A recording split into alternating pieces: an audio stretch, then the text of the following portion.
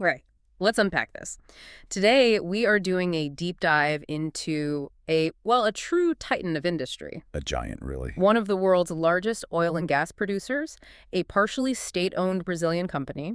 We've got their latest 2024 data, their strategic plans, and the mission today is not simple. No, it's a deep dive right into complexity.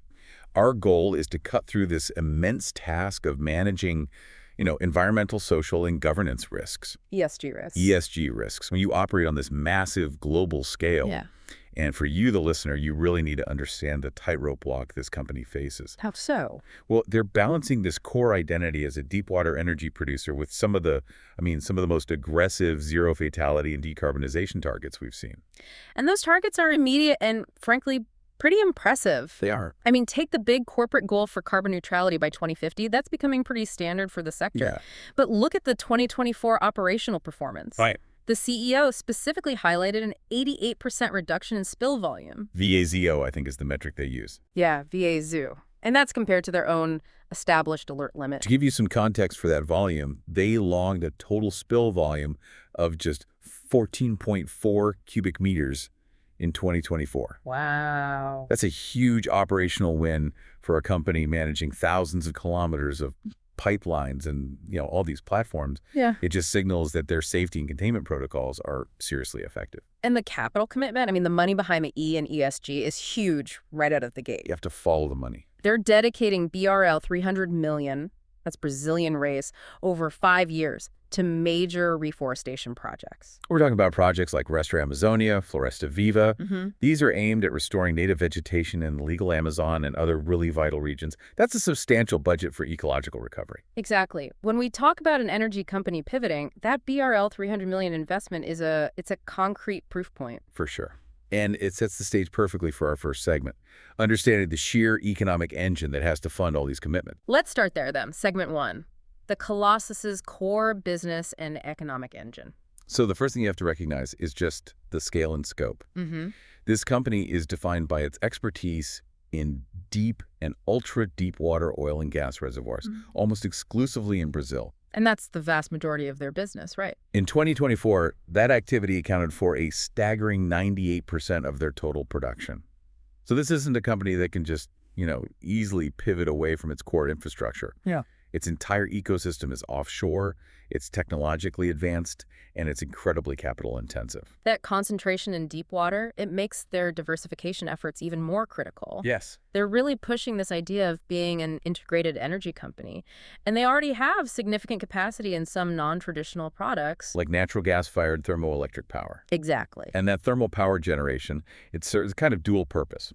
First, it monetizes the natural gas they produce offshore. But critically, it provides security, stability to Brazil's electric system. Especially with more renewables coming online. Exactly. As the country integrates more variable sources like wind and solar, this is the backup generation that keeps the lights on. They're also really ramping up their push into green fuels. We saw their 2 plants produced, over 190,000 cubic meters of biodiesel in 2024. And they've set up a pilot plant for low-carbon hydrogen. Right. Using electrolysis at the UT Vilele facility, they're exploring that crucial fuel of the future. But what really stands out to me is their strategic return to a completely different sector. Fertilizers. I saw that. They're resuming operations at the Araucaria Nitrogenados, or ANS, fertilizer plant, expected to restart in the second half of 2025. Yeah. So why is a major energy company getting back into nitrogen fertilizers? Well, it's a move that's deeply rooted in national security and, the food supply chain. That plant alone has a capacity of 720,000 tons per year of urea. And Brazil imports a lot of fertilizer. A huge amount. So having a state-backed entity prioritize domestic production, it reduces economic vulnerability. It strengthens supply chain resilience for the country's massive agricultural sector. It's an interesting use of that industrial capital. Speaking of massive industrial capital, let's look at the numbers. Okay. The economic magnitude of this company in the context of the Brazilian economy is Well, it's almost impossible to overstate. Absolutely. The total added value distribution was around BRL 379.4 billion in 2024. Which is just a huge number. And to put that into perspective for you, they collected BRL 270.3 billion in taxes and government participation, what they call PGOV. So that level of tax revenue is basically foundational to the national budget. It is. It illustrates why every single strategic move they make is scrutinized at the federal level. And those payments cascade down. Beyond the taxes, they allocated more than BRL 200 billion to payments in their supply chain in 2024. So you're talking about thousands of local businesses, millions of jobs, all directly impacted by this one company's decisions. Which brings us to their future investment strategy. A monumental U.S. $111 billion investment plan over the next 5 years. Through their 2025-2029 business plan. And the critical point here is the focus. Long-term sustainability and profitable investments. They explicitly say this includes acquisitions in new segments, related to the energy transition. Right, but the tension is in the allocation. How much of that $111 billion goes to maintaining that 98% deepwater core, and how much is truly dedicated to the new segments? That tension is our anchor. Let's shift to segment 2, environmental targets and operational safety, because this is where those commitments meet the carbon reality. Right. When you talk about decarbonization, the targets are multi-layered. They're aiming for net zero 2050, but the near-term goals are more operational. Like net neutral growth by 2030. Which means a 40% reduction since their 2015 emissions levels. And there's a specific target of a 30% reduction of total absolute operational emissions by 2030. But the goal that, to me, probably matters most in the short term is near zero methane by 2030. And that's strategically brilliant. Methane is a far more potent greenhouse gas than CO2, especially over a short period. Right. So targeting near-zero methane leakage, which often comes from things like flaring and just operational inefficiency, it offers the fastest way to mitigate climate impact. It's the low-hanging fruit with a high environmental return. So how do you ensure that every employee, from the C-suite all the way to the offshore rig worker, actually buys into these targets? This is where the structural integration gets really fascinating. It's baked right into the wallet. Exactly. Variable compensation, a critical part of an employee's pay, is directly linked to these ESG performance metrics, specifically operational GHG emissions and spill volume. And the weight is significant. It ranges from 15% to 30% depending on the employee group. That is just profound. It means these environmental and safety metrics, they're not optional. They're not just aspirational goals. No. They are material measures of business success that directly affect an employee's bottom line, their career trajectory. That creates true cultural alignment. And moving from operations to conservation, their biodiversity commitments are equally detailed. They want 100% of facilities to have documented biodiversity action plans by 2025. Which means every single site, from a refinery to a deepwater platform, has a formal plan to minimize its ecological impact. And they have a huge long-term goal. A 30% increase in biodiversity conservation by 2030, which is fully aligned with the Kunming-Montreal Global Biodiversity Framework. And that kind of scientific rigor is essential, right? Because of their deep water specialization. Of course. And that specialization led to this award-winning project, Sensimar, Sensitive Marine Environments. I saw that it won an AMP Technological Innovation Award. Yeah, this research is pioneering new knowledge in the South Atlantic, specifically studying deep water corals. And given that 98% of their production sits in the deep ocean, protecting that environment has to be a core operating principle. However, this brings us to that high-stakes, future-defining activity we mentioned before. Exploration in the equatorial margin. Exactly. This is where the commitment to Sensimar and deep-sea biodiversity meets the national mandate for energy security. It's a huge test. The company has planned 15 exploratory wells in the equatorial margin by 2029. Which is viewed as a critical exploratory frontier. It could determine Brazil's long-term energy sovereignty. But also sits in a highly sensitive ecological area. So the company has to prove its conservation commitment right where the biggest future payoff is located. That's a massive tension. Now let's talk operational safety data. We praised the 88% reduction in spill volume, a huge win for their zero spill ambition. Yes, but the picture is complex. While spills fell dramatically, there were 4 fatal accidents in 2024. And all of them involved employees of contracted companies. Tragically, yes. So the goal is absolute safety, zero fatalities. What does the fact that all 4 fatalities involve contractors tell us about the current management system? It points directly to a critical blind spot in supply chain safety oversight. It suggests that while their internal company operations might have these rigorous standards, the enforcement, the training, the risk management of third-party vendors and contractors, that remains a high-risk area. So the culture isn't extending far enough. If you're aiming for 0 fatalities, your safety culture has to extend seamlessly, rigidly, to every single individual working on your sites, regardless of their employer. This is a critical area that needs intensified action. Absolutely. Now, moving to the end of life cycle, decommissioning is rapidly becoming a major strategic pillar for them. Yeah, they're investing US $9.9 billion between 2025 and 2029. And 70% of that is allocated specifically to, well, decommissioning. That's a massive outlay. It is, and they're actively embracing this new sustainable disposal model for their floating platforms. They mentioned the recently completed auctions for vessels like the P-32 and P-33 So they're moving away from simply abandoning structures. towards environmentally responsible dismantling and recycling practices. It closes the life cycle loop sustainably. That leads us perfectly into our third segment, governance, integrity, and social impact. This is the framework that underpins the entire operation. Right, and a decade ago, they established the Governance and Compliance Executive Office, the DGC.